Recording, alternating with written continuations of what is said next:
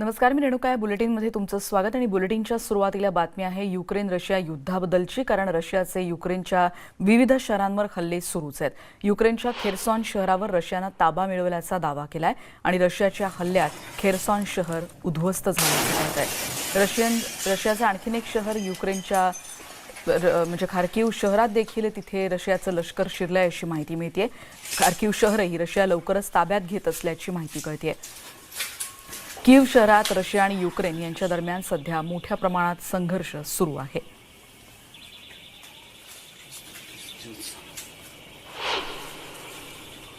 रशियाच्या युक्रेनमधल्या हल्ल्याचा आणखी एक आता मोठा व्हिडिओ समोर येतोय. रशियानं युक्रेनच्या एका शहरावर क्षेपणास्त्र हल्ला केल्याची दृश्य आपण बघतोय आणि या हल्ल्याचा व्हिडिओ आपण समजू शकतो, ज्याच्यामुळे तिथे किती गंभीर परिस्थिती आहे हे आपल्याला कळू शकतं. या परिसरातली इमारत यामुळे जमीनदोस्त झाली आहे. आगीचा मोठा लोळ आलेला दिसतोय आपल्याला या सगळ्या परिसरात. त्यामुळे धूर पसरलेला आहे या सगळ्या परिसरात आणि काही किलोमीटरचा पर्यंतचा परिसर अक्षरशः या हल्ल्यामुळे हादरून गेलाय. त्यामुळे रशियानं युक्रेनवर पुन्हा एकदा मोठा हल्ला केलाय.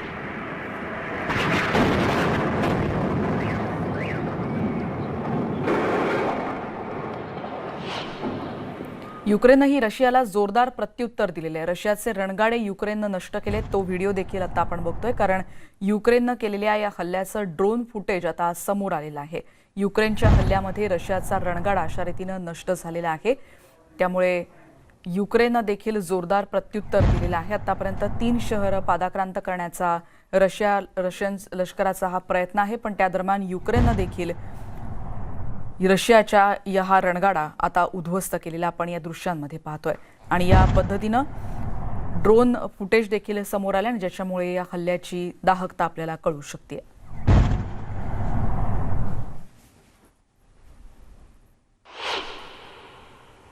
आणि कीव आणि खार्किव नंतर आता रशियानं युक्रेनमधल्या खेर्सॉन शहर ताब्यात घेतल्याचा दावा केलेला आहे. दुसरीकडे खार्किव आणि कीवमध्ये देखील जोरदार बॉम्ब हल्ले सुरू आहेत असं कळतंय. खेर्सॉनमधल्या बॉम्ब हल्ल्याचा व्हिडिओ सध्या आपण पाहतोय. एका इमारतीला यावेळी लक्ष्य करण्यात आलंय आणि कशा पद्धतीनं तिथे परिस्थिती ओढवलेली आहे युक्रेनवर ही दृश्य सध्या आपण बघतोय.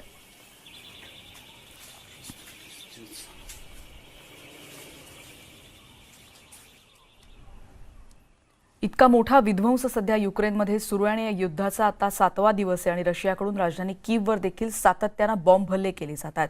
खेर्सॉन शहरावर ताबा मिळवल्याचा दावा रशियानं केलाय आणि खार्किव शहराच्या सीमेवरही रशियन सैन्य दाखल झालं होतं. 6 दिवसात रशियाचे 6,000 पेक्षा जास्त जवान ठार झाले असं युक्रेनचे अध्यक्ष झेलेन्स्की यांनी म्हटलंय. तर कीवपासून 30 किलोमीटर अंतरावर रशियन सैन्याचा ताफा देखील नष्ट केल्याचा दावा युक्रेनकडून करण्यात आलाय. खार्किवमध्ये रशियाच्या हल्ल्यात 21 नागरिकांचा मृत्यू झालाय असं युक्रेननं म्हटलंय. सुमी परिसरातून रशियन सैन्य घाबरून पळ काढत असल्याचा दावा युक्रेनकडून करण्यात आलाय. त्यामुळे ठिकठिकाणी अशा पद्धतीनं बॉम्ब हल्ले केले जातात आणि काही वेळापूर्वी आपण दृश्य बघितली, अशा काही ठिकाणी क्षेपणास्त्र हल्ले देखील केले जात आहेत.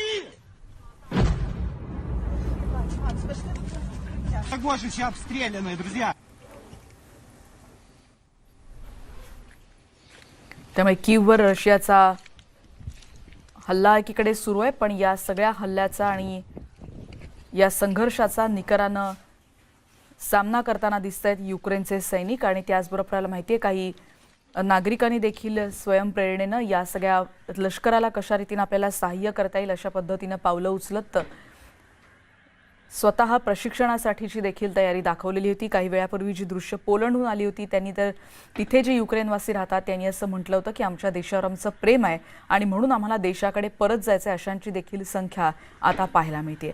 आता जी माहिती मिळते त्यानुसार आतापर्यंत 6 लाखांपेक्षा अधिक युक्रेनमधले नागरिक इतर देशांमध्ये रवाना झालेले आहेत आणि त्यांनी युक्रेन देश सध्या सोडलेला आहे. पण त्याच दरम्यान इतर देशातले जे युक्रेनवासी आहेत त्यांना आता मायदेशी परत येण्याची इच्छा आहे आणि अशा वेळेला युक्रेनमध्ये राहून मायदेशाचं प्रेम व्यक्त करणं हेच त्यांना आता महत्त्वाचं वाटतंय.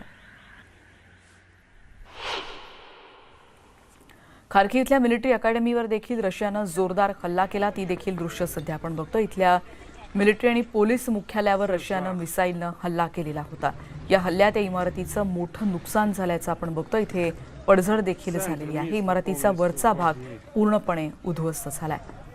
रशियानं त्यांचे पॅराट्रूपर खार्किव्हमध्ये उतरवलेत आणि एका रुग्णालयाला देखील रशियन सैन्यानं लक्ष्य केलं.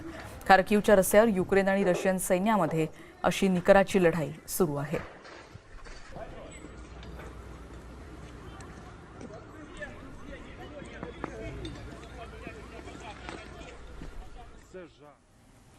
युक्रेननं भारतीयांसाठी एक अर्जंट ॲडव्हायझरी अर्थात मार्गदर्शक सूचनांची एक यादी सध्या दिलेली आहे आणि बुडोमिर सीमेकडच्या चेकपॉईंटवरून पोलंडकडे जा अशा पद्धतीच्या सूचना यात देण्यात आल्या. त्यामुळे पश्चिम युक्रेनमधल्या सर्व भारतीयांना या ॲडव्हायझरीमधून आवाहन करण्यात आलंय.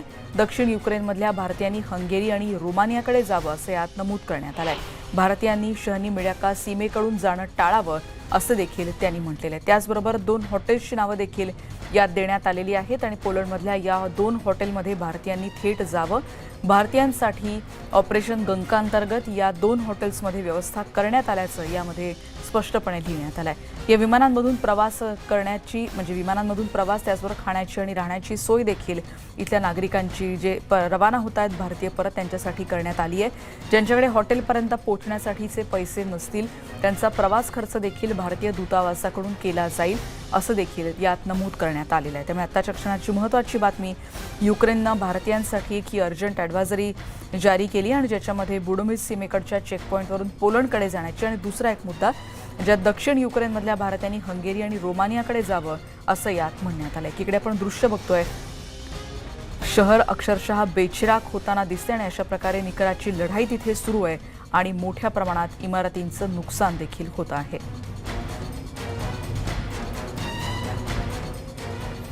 युक्रेनमध्ये जे विद्यार्थी अडकलेत भारतीय विद्यार्थी त्यांच्या सुटकेची मोहीम सरकारनं युद्ध पातळीवर हाती घेतली आहे. हवाई दलाच्या विशेष विमानानं हे विद्यार्थी आता भारतात परततायत. या विद्यार्थ्यांचं स्वागत केंद्रीय मंत्र्यांकडून केलं जात आहे. दिल्ली विमानतळावरची ही दृश्य आहेत ज्यात केंद्रीय मंत्री जितेंद्र सिंग आणि स्मृती इराणी यांनी या विद्यार्थ्यांचं काही वेळापूर्वी स्वागत केलं.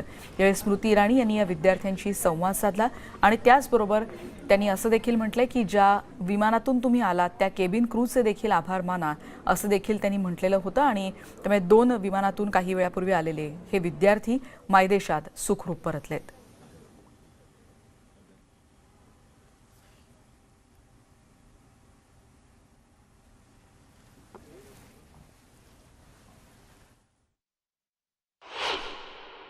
बहुत अच्छा फील हो रहा है. काफ़ी हम लोग 25th को निकले थे और हम अभी पहुँचे, सो काफ़ी अच्छा फील हो रहा है. जो आप लोगों ने वहाँ पर जिन हालात का सामना किया, हाँ, बट हम लोग जो है आई थिंक काफ़ी लकी है कि हम लोग जल्दी आ गए. तो और भी काफ़ी सारे बच्चे हैं वहाँ पे and I hope government reach out to them and help them. They had evacuated from us from such a critical case where we can't expect any other government. Like I am feeling very proud about them. Like we were stuck in such critical conditions that we can't explain you in words. Now we are feeling so happy, I can't express these in words. किसी country ने अभी तक ये step नहीं लिया है evacuation का. बस अभी गवर्नमेंट से रिक्वेस्ट है कि जो हमारे सुमी और खार्किव में बच्चे फंसे हैं उनको पहले निकालें सर. त्यामुळे विद्यार्थ्यांच्या प्रतिक्रिया आपण बघितल्या आणि आता एक महत्त्वाची बातमी येते. भारतीयांसोबतच काही पाकिस्तानी विद्यार्थ्यांचं देखील रेस्क्यू ऑपरेशन करण्यात आल्याची एक महत्त्वाची माहिती सध्या समोर येते. पाकिस्तान या मुलांच्या मदतीसाठी पुढे आलं नाही आणि त्याच्यामुळे भारताच्या झेंड्याची मदत या मुलांनी घेतली अशी माहिती सध्या समोर येते. भारताचा झेंडा तयार करून काही पाकिस्तानी आणि तुर्कस्तानच्या विद्यार्थ्यांनी युक्रेनमधून आपली सुटका करून घेतली आहे असं देखील आता माहिती सध्या समोर येते. त्यामुळे एकीकडे भारतीयांच्या सुटकेसाठी सरकारकडून सातत्याने प्रयत्न केले जात आहेत पण याचबरोबर भारतीयांसोबत काही पाकिस्तानी विद्यार्थ्यांची देखील तिथून सुटका करण्यात आली अशी माहिती सध्या कळते. आता जशी त्या विद्यार्थ्यांना प्रतिक्रिया दिली की आम्ही कुठल्याही सरकारकडून अशी अपेक्षा करत नाही पण भारत सरकारनं जे आमच्यासाठी केलं त्याच्याबद्दल आम्ही कायम ऋणी राहू असं त्यांनी आता म्हटलंय. पण त्याचबरोबर पाकिस्ताननं अशा पद्धतीनं त्यांच्या विद्यार्थ्यांसाठी पुढाकार घेतला नाही आणि म्हणून अशी देखील माहिती कळते की या मुलांनी भारताच्या झेंड्याची मदत घेतली आणि त्यांनी भारताचा झेंडा तयार केला आणि काही पाकिस्तानी आणि तुर्कस्तानच्या विद्यार्थ्यांनी देखील युक्रेनमधून आपली सुटका करून घेतली आहे असे देखील माहिती सध्या समोर येते. त्यामुळे महायुद्धात तिरंग्याच्या साथीने विद्यार्थ्यांनी आपली सुटका करून घेतलेली आहे. रशिया आणि युक्रेन युद्धासंदर्भातले हे सगळ्यात महत्त्वाचे अपडेट्स सध्या आपण पाहतो आहोत. जेव्हा हे विद्यार्थी भारतात परतले, या सगळ्यांच्या चेहऱ्यावर ते नक्कीच प्रचंड ताणातून आलेले आहेत, पण आता मायदेशी परतल्याची समाधानाची भावना त्यांच्या चेहऱ्यावर आहे. आणि अत्यंत कठीण आणि आव्हानात्मक काळात तिरंग्यामुळे पाकिस्तानच्या विद्यार्थ्यांची सुटका झाली आहे आणि या विद्यार्थ्यांना तिरंग्याचा तिथे आधार मिळालाय. Good evening. Welcome to school. Good evening. Good evening. Welcome. Good evening. Hello.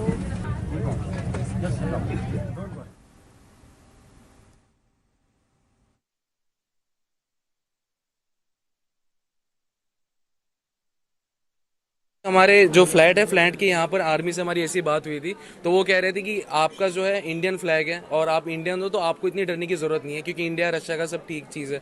तो हम लोग ने वैसी फटाफट फ्लैग अरेंजमेंट की और जैसी हमारी बस जैसी हुई तो हम लोग ने बस के सामने 2 इंडियन फ्लैग प्रॉपर बिगेस बड़े बड़े लगा दिए ताकि हमको फ्री क्लियरेंस मिले. और एक्चुअली वो काम किया, क्योंकि इंडियन फ्लैग देखे लोगों ने देखा कि ये सब इंडियन बच्चे मेडिकल स्टूडेंट्स हैं, तो उनको हमको अलाउंस मिलता है. क्या चलिए यस मैम, वो फ्लैग मैंने अरेंज करा था. मैं भाग के जाके मार्केट गया, कलर स्प्रे लेके आया, फिर मैंने 6 कलर स्प्रे खरीदे. फिर मैं दूसरी दुकान पे गया, मैं कर्टन लेके आया, मैंने कर्टन काटा, फिर वो हैंड टू हैंड स्प्रे बनाए. वो मेरे पास वीडियो भी है. फिर हम जब घर से निकल रहे थे पूरी बस पे फ्लैग लगाए, फिर हमने नेशनल एंथम गाया, उसके बाद फिर हम निकले.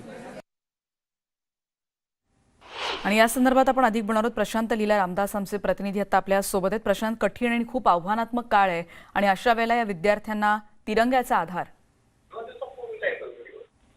महत्वाचं बघितलं, तिरंग्याचा आधार या सर्व विद्यार्थ्यांना आहे. ज्या पद्धतीने विद्यार्थी हातामध्ये झेंडे घेऊन पडत आहे आणि खास करून रोमानिया सीमा असो, हंगेरी सीमा असो किंवा पोलंडची सीमा असो किंवा सोलसची सीमा असो, या सगळ्या सीमा भागांमध्ये जाण्यासाठी आपल्या वाहनांवरती किंवा हातामध्ये ते झेंडे घेऊन जात आहे, भारतीय तिरंगा घेऊन जात आहे. त्यामुळे त्यांना तो पायदळ चालणं किंवा बसनी जाणं सुकर होत आहे. पण याचाच फायदा काही पाकिस्तानमधील विद्यार्थ्यांनी घेतल्याची माहिती पुढे आलेली आहे. पाकिस्तानच्या एका विद्यार्थी समूहाने भारताचे झेंडे घेऊन ते खास करून सीमा भागामध्ये पोहोचलेले आहेत आणि त्या पोहोचून त्यांनी त्याच्या आधारावरती ती सीमा पार करायची माहिती पुढे आलेली आहे.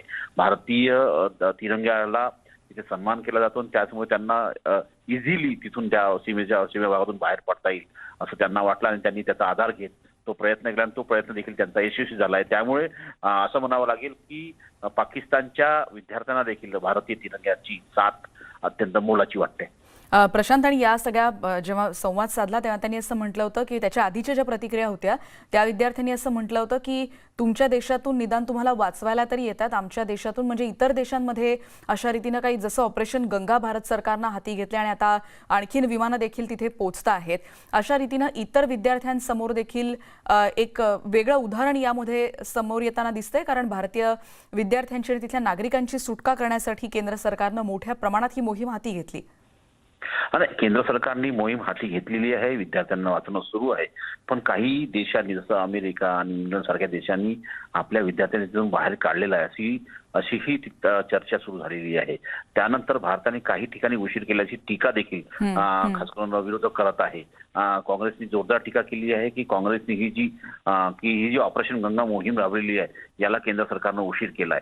पण दरम्यानच्या काळात आता ज्या पद्धतीनं चित्र आपल्याला पुढे येते की साधारणतः 20,000च्या जवळपास हे विद्यार्थी आहेत आणि जवळपास 10,000च्या जवळपास भारतीय नागरिक आहेत. साधारणतः 30,000 भारतीयांना तिथून खास करून युक्रेनमधून बांगलादेशी परत आणायचं आहे. त्यामुळे आता युद्धस्तरावरती सगळ्या चार्टर्ड विमान देखील पाठवले जात आहे. महत्वाचं म्हणजे जर बघितलं पहिल्या 2 दिवसामध्ये जर बघितलं साधारणतः 2 ते 3 विमानं गेले होते. पण आता सध्या विमानांच्या संख्या देखील वाढवण्यात झालेली आहे आणि विविध खासगी कंपन्या ज्या आहेत त्या देखील खासगी कंपन्यांची सेवा घेण्यात आलेली आहे. सोबतच हवाई दलाची देखील सेवा घेण्यात आलेली आहे आणि जास्तीत जास्त विद्यार्थ्यांना तिथून परत कसं आणता येईल युक्रेनवरून भारतामध्ये आणि मायदेशी आल्यानंतर त्यांना त्यांच्या गावात कसं पोहोचवण्यासाठी आहे त्यासाठी राज्य सरकारची देखील मदत करत आहे आणि विविध राज्य सरकार त्या विद्यार्थ्यांना दिल्लीत पोहोचल्यानंतर तिथून त्यांना घेऊन त्या राज्य सरकारच्या सदनात घेऊन जातात आणि तिथून त्यांना त्यांच्या गावी पोहोचण्यासाठी मदत करतात. अगदी खरं. धन्यवाद प्रशांत या सगळ्या माहितीबद्दल. आपण बघतो ऑपरेशन गंगा आणि काही विद्यार्थ्यांच्या त्याबद्दलच्या प्रतिक्रिया. काही पाकिस्तानी विद्यार्थी भारताच्या झेंड्याचा आधार घेऊन इथे आलेत आणि बघूयात आता त्यांच्या आणखीन काही संदर्भात काही माहिती कळू शकते का, कारण काही पाकिस्तानी विद्यार्थ्यांनी तिरंगा तयार केला आणि त्यांनी असं म्हटलं होतं की पडदा कापला आणि त्याच्यावर कलर स्प्रेनं त्यांनी हा तिरंगा तयार करून घेतला. या सगळ्या बातम्यांचे अपडेट आपण बघतोय आंतरराष्ट्रीय स्तरावरच्या घडामोडी आहेत. पण आता येऊयात राज्यात, कारण उद्यापासून विधिमंडळाचं अर्थसंकल्पीय अधिवेशन सुरू होत आहे आणि त्याआधी आज विरोधी पक्षांनी पत्रकार परिषद घेतली. भाजपनं त्यातल्या आज पत्रकार परिषद घेतली आणि विरोधी पक्षनेते देवेंद्र फडणवीसांनी सरकारवर जोरदार हल्लाबोल केला. राज्यातल्या विविध मुद्द्यांवरून अधिवेशनात सरकारला धारेवर धरणार असल्याचं फडणवीसांनी यावेळी स्पष्ट केलंय. नवाब मलिक यांना वाचवण्यासाठी संपूर्ण सरकार सरसावलंय आणि जेलमध्ये असणारे मलिक अजून मंत्रिपदावर कसे, असा सवाल फडणवीसांनी केलाय. सरकारमधले मंत्री दाऊद पुढे झुकतायत आणि महाराष्ट्रातली जनता त्यांना झुकवणार असल्याची टीका देखील त्यांनी केली आहे. अधिवेशनाच्या पूर्वसंध्येला म्हणजे आज पार पडणाऱ्या सरकारच्या चहापानावर विरोधकांनी बहिष्कार घातलाय. भ्रष्टाचारी सरकारच्या चहापानाला जाणार नसल्याचं फडणवीस म्हणाले आणि या अधिवेशनात आणखी मोठे खुलासे करण्याचा इशाराही त्यांनी दिलाय. त्यामुळे यंदाचं अधिवेशन चांगलंच वादळी ठरणार हे आता दिसतं आहे.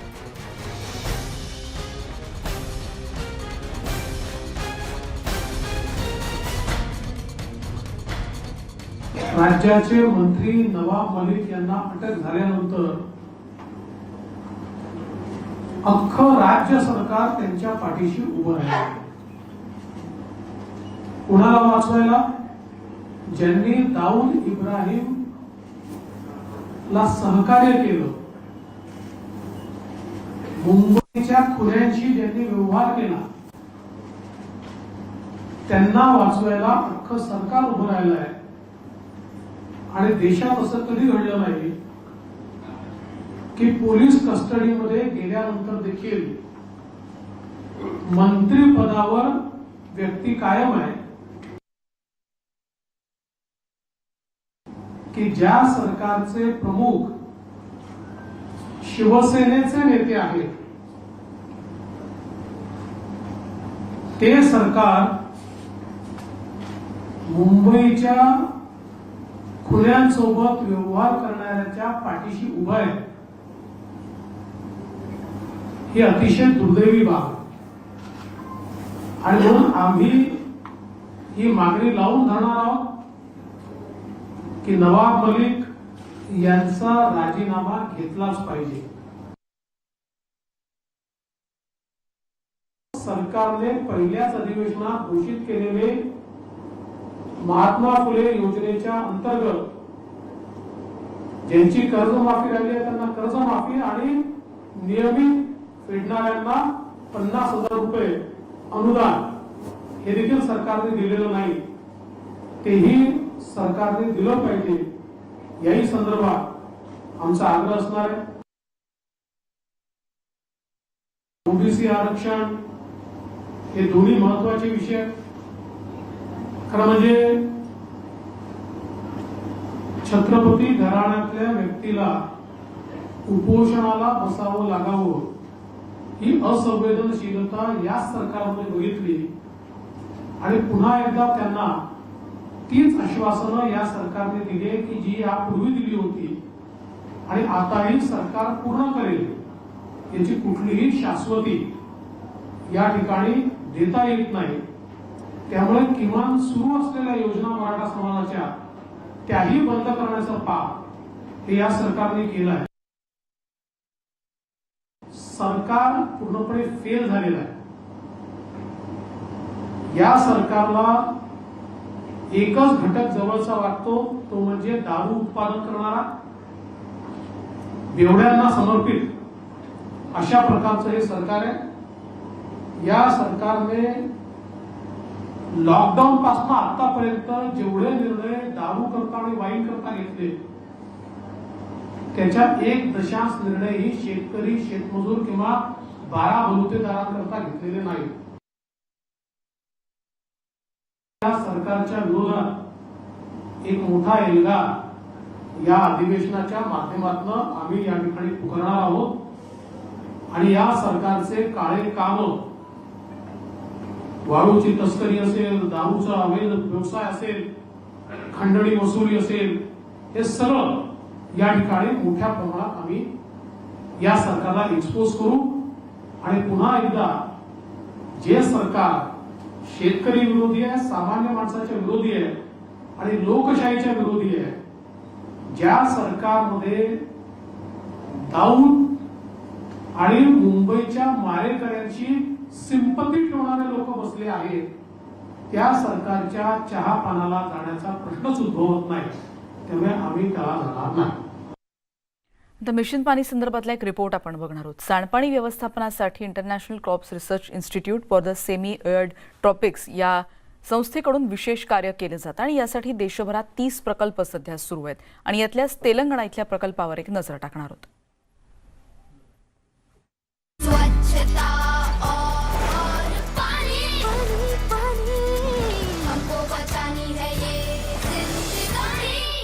Communities are using raw wastewater for centuries for agriculture, hence often they are unaware of its perils, and without access to any kind of wastewater treatment technology, they feel helpless also. This concept of constructed wetlands is a very simple and novel idea of utilizing grey water for agricultural purpose through a series of filters which comprise of various gravel levels and plants, roots of the plants.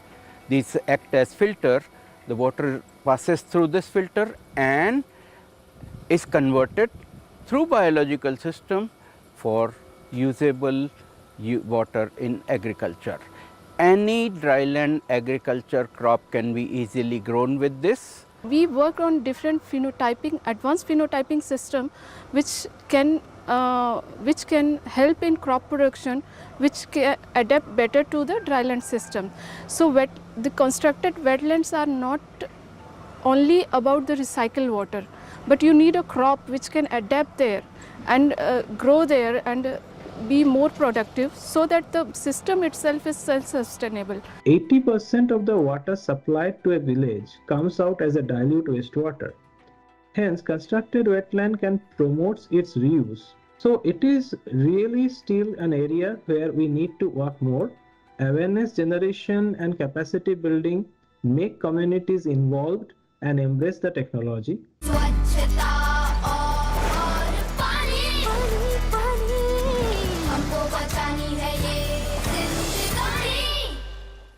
आणि या रिपोर्टनंतर या बुलेटिनमध्ये आता आपण इथेच थांबतो आणि या सगळ्या बातम्यांचे अपडेट्स येणाऱ्या बुलेटिनमध्ये पाहूया. त्याचबरोबर यूट्यूबवर सगळ्या बातम्यांचे व्हिडिओ पाहायला विसरू नका.